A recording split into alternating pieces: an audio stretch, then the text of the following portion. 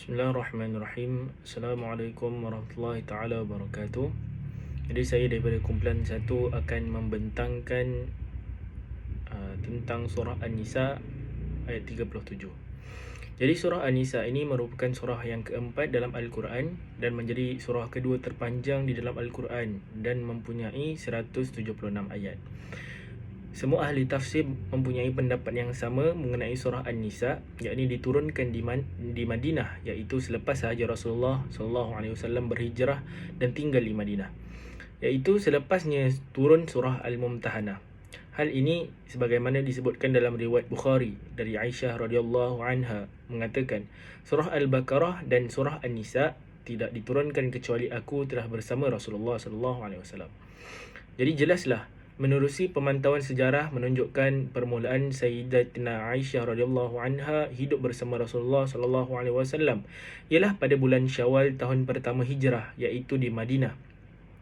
Menurut Al-Qurtubi, cuma satu ayat sahaja yang diturunkan di Mekah, iaitu ayat 57 yang berkaitan dengan kisah Rasulullah sallallahu alaihi wasallam yang memberi amanah kepada Uthman bin Talhah supaya memegang kunci Kaabah. Walaupun terdapat beberapa ayat yang diturunkan di Mekah, surah ini tetap dikira sebagai surah Madaniyah kerana ayat surah ini diturunkan selepas hijrah. Dalam surah An-Nisa terdapat beberapa maqasid yang kita kenal pasti. Jadi antaranya ialah pembentukan keluarga, yakni mahar dalam perkahwinan. Jadi mahar dalam perkahwinan ini dinukilkan dalam surah An-Nisa ayat 4. Mahar ialah harta yang diberikan oleh bakal pengantin lelaki untuk bakal pengantin perempuan sebagai penghalal hubungan keduanya.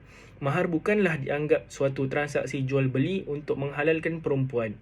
Hal ini demikian kerana mahar disebutkan di dalam Al-Quran, hadis dan ijma' ulama' yang ditetapkan untuk mengangkat darjat kemuliaan perempuan. Pemberian mahar merupakan bentuk tanda kasih sayang dan juga bukti ikatan antara lelaki dan wanita untuk membangunkan sesuatu rumah tangga. Jadi maqasid seterusnya ialah pembinaan sahsiah umat gemilang, yakni berkaitan dengan jangan jadi bakhil. Allah Subhanahu Wa Taala berfirman, A'udzubillahi minasyaitonirrajim, alladzina yabkhaluna wa ya'muruna an-nasa bil bukhli wa yaktumuna ma atahumullahu min fadlihi wa a'tadna lil kafirina 'adzaban muhina. Iaitu maksudnya orang-orang yang bakhil dan menyuruh manusia supaya bakhil serta menyembunyikan apa-apa jua yang Allah berikan kepada mereka dari limpah kurnianya. Dan sebenarnya kami telah sediakan bagi orang-orang kafir itu azab siksa yang amat hina. Jadi ayat ini berkaitan dengan orang-orang yang ada sifat bakhil dan sombong. Antaranya orang-orang yang bakhil, orang-orang yang menyuruh orang lain menjadi bakhil, dan orang-orang yang menyembunyikan kurniaan Allah Subhanahu Wa Taala kepada mereka.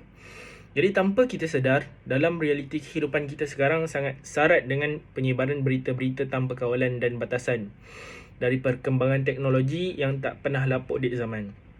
Jadi seiring dengan itu, banyak kemudahan yang mampu kita akses dan gunakannya sebagai batu loncatan pusat untuk memperoleh maklumat, perkongsian wacana minda dan pelbagai lagi kemudahan yang lain.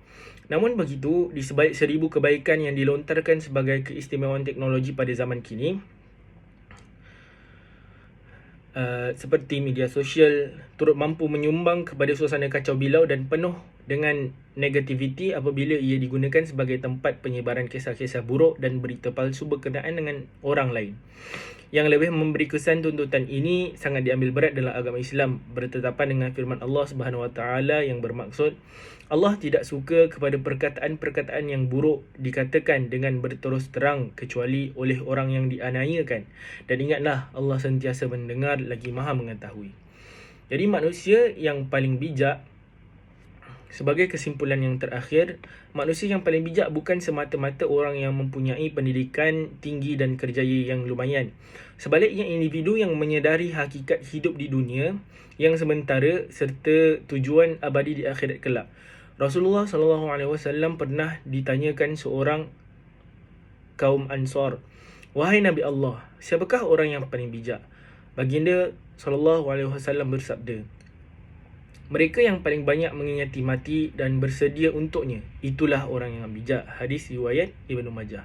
Jadi oleh itu kita akan lebih rela meninggalkan kelazatan daripada kejahatan dan kemaksiatan, biarpun ia mengiurkan kerana ada balasan azab yang kekal, sekaligus berpegang dengan prinsip bersakit-sakit dulu di dunia agar tidak bersakit-sakit di akhirat.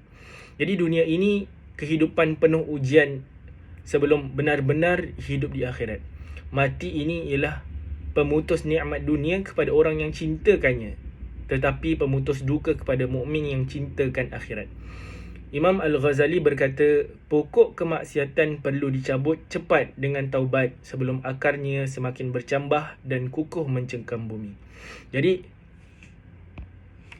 Jadi sekian sahaja daripada saya. Kumpulan 1. Assalamualaikum warahmatullahi taala wabarakatuh.